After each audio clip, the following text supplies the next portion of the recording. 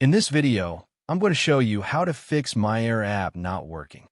First, to resolve this issue, we will first head over to our device settings.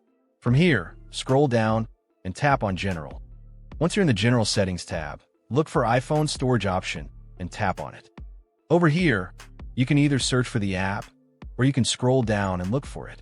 Then, tap on the app. On the next screen, you need to tap on the Offload app option.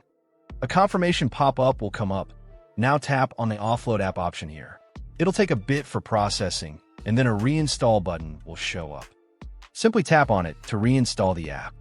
This should resolve the issue, but if it doesn't, then you need to check if the app is running an older version. Head over to App Store. From here, double tap on this search icon in the bottom right corner, and then search for the app. Once the app comes up in the search result, and if you see this update button right next to the app, simply tap on it to make sure you're running the latest version of the app.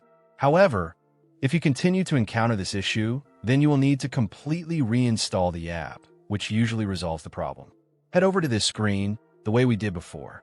And over here, tap on the Delete App option here to uninstall the app from your device. A confirmation pop-up will come up. Now tap on the Delete option here.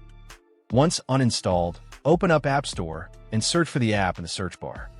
After the app comes up in the search result, simply click on this cloud icon to install it back onto your device. Hopefully, this resolves the issue. If it does, consider sending a super thanks to support our channel. And also don't forget to hit the subscribe button. We'll see you in the next video.